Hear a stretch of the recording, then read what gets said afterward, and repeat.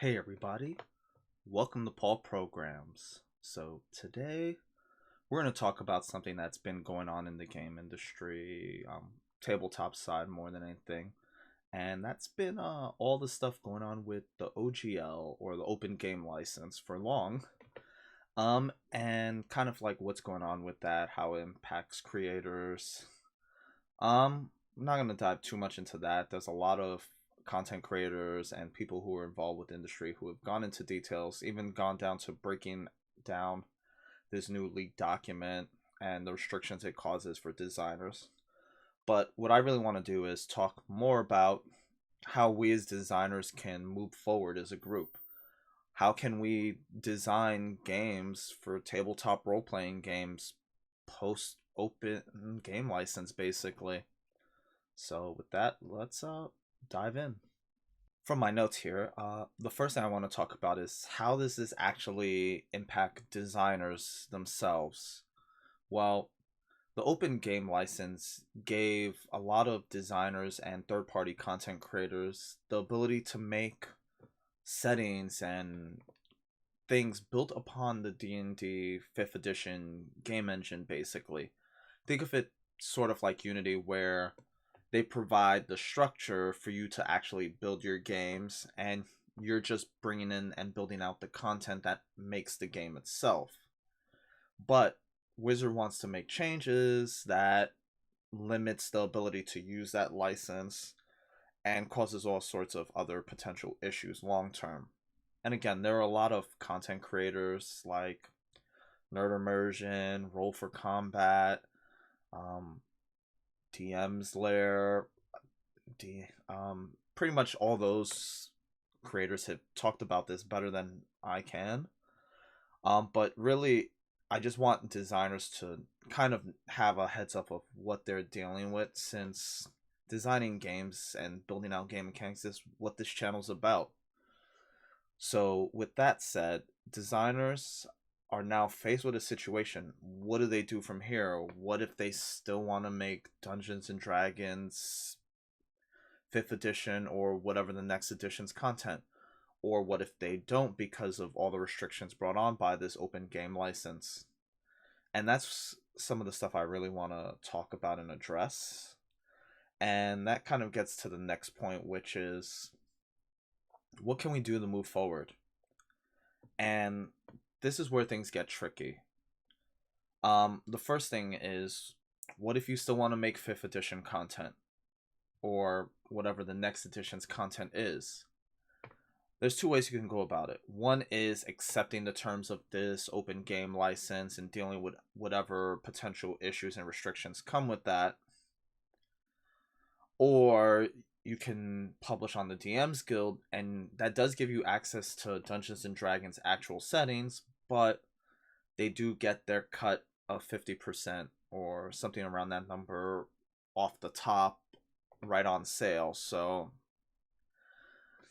there's issues with that, and it's complicated, and until we have clarity of if the OGL 1.0A is irrevocable or not, this group is kind of left without any real idea of what to do. Should you still design games? What kind of game should you design? Like, how does all this impact if you want to make something for Dungeons and Dragons?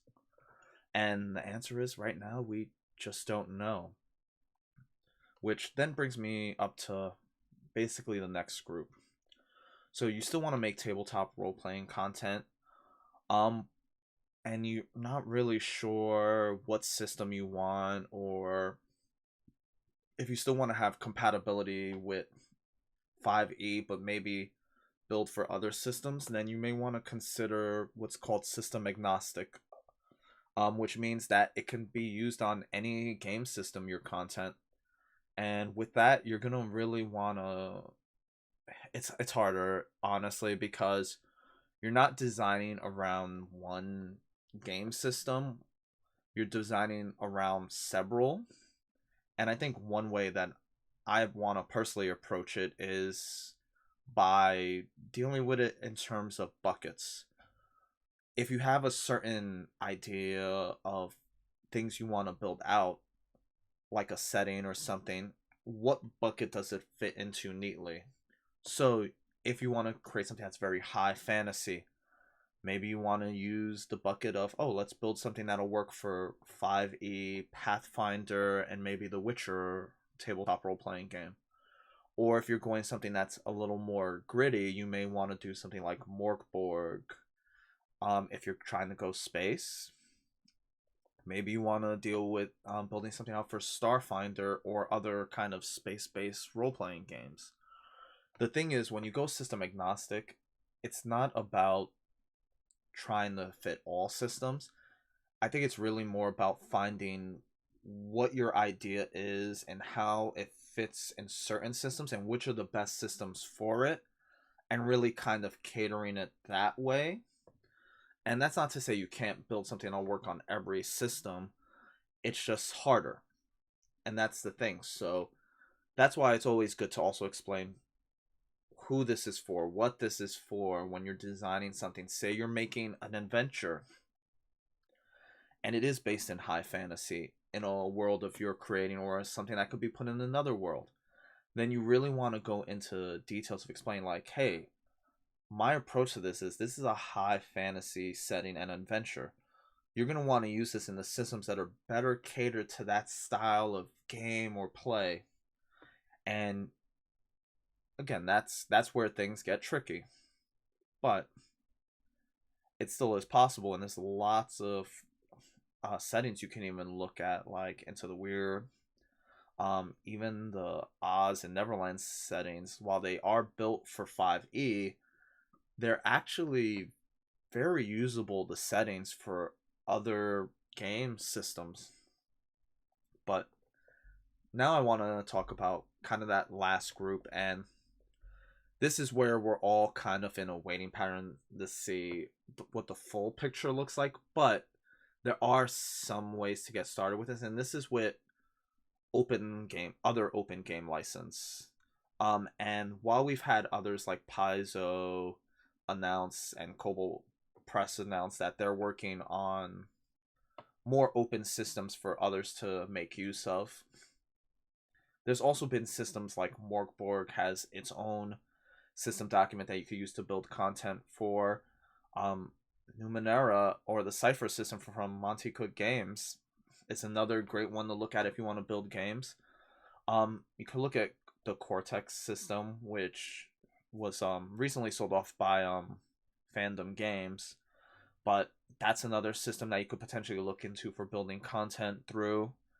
I mean, the thing is, you're not restricted to build to one system, and wherever all these open game licenses end up and how the legal terms look, which it's important to understand what the legal terms are, and lawyers are gonna be kind of happy that they're seeing a lot of work coming in from lots of different groups, especially in the tabletop industry. But lawyers are important. They're expensive, but they're important, unfortunately.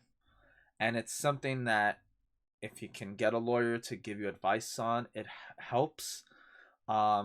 Just listening to also some of the legal experts on YouTube and other places can give you some insight to know to how you think about how you want to approach things going forward. But we won't know how all the other licenses and they all kind of span out until we know. And that's going to be the most important part, is just waiting and seeing where all of this ends up. With that said, there's also the last option, which has its own complications, but could be fun for especially game designers in general, is build your own system. This is also the hardest one, because getting your own system noticed and getting other people to build for it is not easy. So that's why I started off with talking about the other options you have for building things that leverage other systems or can work on many systems. But if you want to build your own system, that is an option. But the main thing is balancing, and I've talked about this a few times on the channel. It's really getting good quality testers to really dive in and try and break your game, see where it can be improved and things like that. And really just iterate, iterate, iterate. First version is not going to be perfect, but that's fine.